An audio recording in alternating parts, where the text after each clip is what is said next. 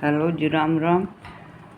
मैं गीता का चौथा अध्याय सुनाऊंगी, जिसके सुनन से रोग दोष मुक्त घर में जो भी नेगेटिव चीज़ें सब खत्म हो जाए है और मुक्ति मिलने से। जय श्री राम, जय श्री राम। भगवते वासुदेवाय नमः। श्री कृष्ण भगवान बोले, इस अविनाशी क्रम योग को मैंने सूर्य से कहा, सूर्य ने मनु से कहा, मनु ने राजेनुअंकु से कहा। हे अर्जुन, इस परंपरा से प्राप्त हुआ योग सब ऋषियों ने जाना, परंतु अधिक समय व्यतीत होने से यह लुप्त हो गया।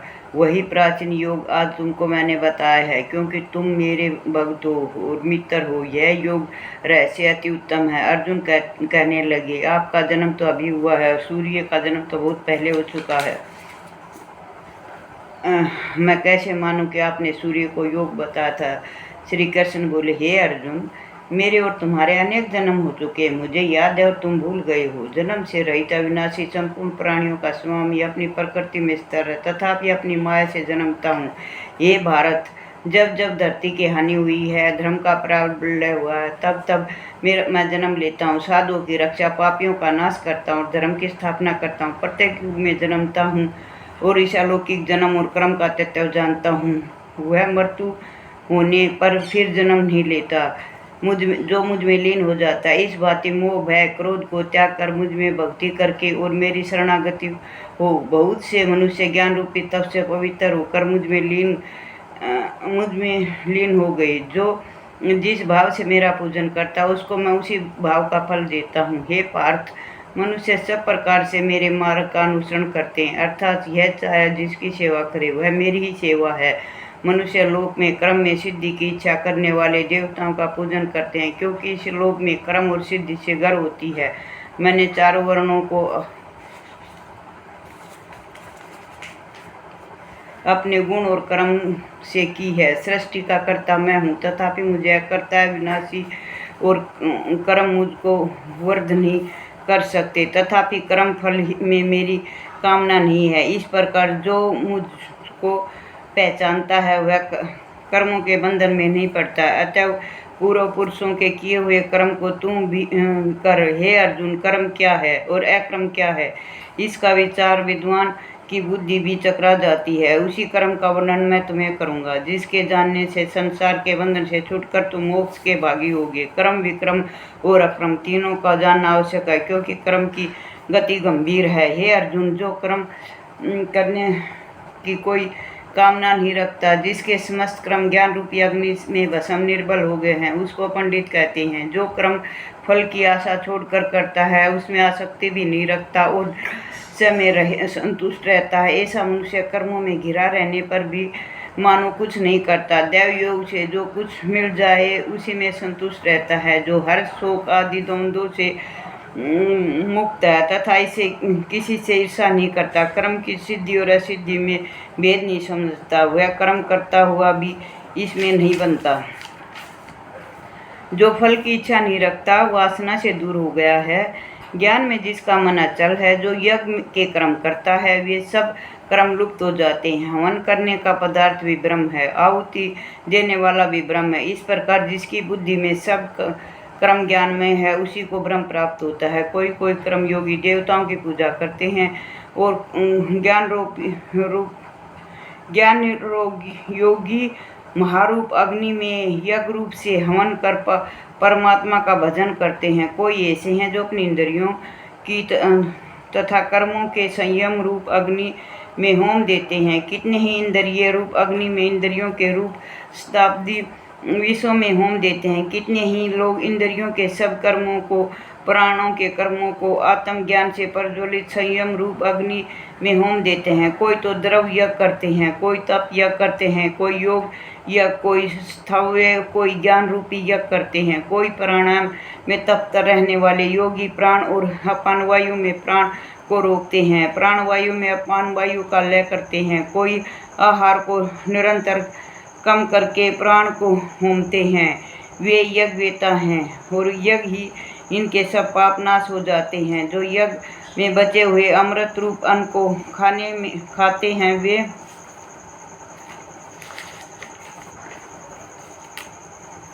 सनातन ब्रह्म को प्राप्त होते हैं। हे अर्जुन, जो यज्ञ नहीं करते हैं उनको यह लोक और परलोक दोनों ही नहीं है। इस प्रकार से बहुत से यज्ञ वेद विस्तार सहित वर्णित हैं। इन सब को क्रम से उत्पन्न हुए जानो।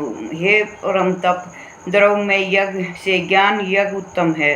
हे पार्थ, फल सहित यह कर्म ज्ञान में समाप्त हो जाते हैं। जो उत्तम ज्ञान यज्ञ का तत्वदर्शी और ज्ञानी लोग तुमको उपदेश करेंगे, इसलिए तुम इनकी सेवा करना, उनको विनय पूर्वक प्रसन्न करके ज्ञान यज्ञ जानना। इस ज्ञान का लाभ प्राप्त करके तुमको ऐसा मोह फिर नहीं होगा। इसी ज्ञान से समस्त प्राणियों को तुम अपने में और मुझ में देखोगे। यदि सब प्राणियों से भी अधिक पाप करने वाले हो तो भी ज्ञान रूपी नौका से यह सब पाप रूपी समुद्र को पार कर जाओगे। हे अर्जुन, जिसके प्रकार पर ज्वलित अग्नि लकड़ी को जलाकर भस्म कर देती है, वैसे ही ज्ञान रूपी अग्नि सब कर्मों को भस्म कर डालती। इस लोक में ज्ञान के समान पवित्र और कुछ नहीं है। यह ब्रह्म ज्ञान बहुत काल पर्यंत कर्म योग से सिद्ध हुए पुरुषों को अपने आप ही प्राप्त होता है। जो श्रद्धावान पुरुष इंद्रियों को जीतकर ब्रह्म ज्ञान में लगा देता हुआ ज्ञान को प्राप्त करता है और ज्ञान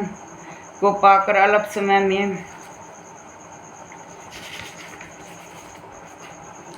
शांति को पा जाता है। ज्ञानी श्रद्धा रहित जिनके मन में संदेह है, ऐसे ही पुरुष नष्ट हो जाते हैं। जिनके मन में संदेह रहता है उनको यह लोक परलोक में कुछ सुख भी नहीं प्राप्त होता। जिनके परमेश्वर धन और निष्काम कर्म योग के आश्रय से क्रम बंधन त्याग दिए हैं। हे अर्जुन, उस आत्मज्ञानी पुरुष को क्रम नहीं बांधते, अतः अज्ञान से उत्पन्न हुए चित्त के इस संशय को ज्ञान रूपी तलवार से काटकर मेरे बनाए हुए क्रम योग को करने के लिए प्रस्तुत हो जाओ। हे लक्ष्मी, जो पुरुष गीता जी का पाठ करते हैं उनके स्पर्श मात्र से ही अधम देह छूटकर मुक्ति को प्राप्त होता है। लक्ष्मी जी ने पूछा, हे महाराज, श्री गीता जी के पाठ करने वाले को छूकर कौन से जीव की मुक्ति हुई है, सो मुझे विस्तार से बताइए। तब विष्णु भगवान ने कहा, मैं तुम्हें बताता हूँ। भगीरथी गंगा जी के तट पर एक काशीपुरी नगर था। वहाँ एक वैष्णव श्री गीता जी के चौथे अध्याय का पाठ किया करता था। एक दिन वह साधु वन में गया और वहाँ 2 बेरियों के पेड़ थे, उनकी छां थी। वह साधु उनकी छां के नीचे बैठ गया और उसको वहाँ नींद लग गई। तो उसके दोनों पैरियों को एक से तो उसके हाथ स्पर्श हो गया, दूसरे से उसके पैर स्पर्श होते ही वह दोनों बेरियां चरमरा कर गिर गई और वो लड़की बनकर एक ब्राह्मण के घर में पैदा हो गई। उनको पिछले जन्म की बात याद थी, तो वह इस जन्म में तपस्या करने लगी। जब उनकी शादी के लायक उम्र हुई तो उनके पिता ने कहा, अब हम तुम्हारी शादी करेंगे। तब उन्होंने पिछले जन्म की बात याद थी। वह उस ब्राह्मण से मिलना चाहते थे जिसके पुण्य से उन्हें बेरी के जन्म से छुटकारा मिला था। तब वे घूमती घूमती काशी पहुंची। वहाँ वह ब्राह्मण मिला। तब उसने ब्राह्मण को नमस्कार किया। तब ब्राह्मण को नमस्कार किया। तब उन्होंने ब्राह्मण से कहा कि आपने कौन सा पुण्य किया था जिसका पुण्य हमें दिया था। स्पर्श मात्र से ही हम बेरियों के जन्म से छुटकारा मिल गया था। तब ब्राह्मण ने कहा, मैं तो आपको नहीं जानता, क्या आप मुझे जानती हो? तब उन्होंने कहा, हमें पिछले जन्म की सब बात याद है। पिछले जन्म में हम बेरियां थी। तुम एक दिन हमारी छाया में बैठे थे और तुम्हें नींद लगी। तुम्हारे हाथ और पैर के स्पर्श से हम बेरी योनि से छूटकर ब्राह्मण के घर पैदा हुई हैं। तब उन्होंने बताया, मैं गीता जी के चौथा अध्याय का पाठ करता हूँ।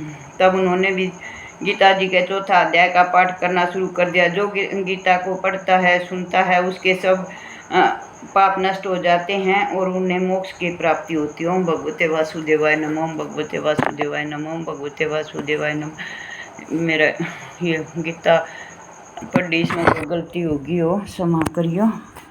ओम भगवते वासुदेवाय नमः। ओम भगवते वासु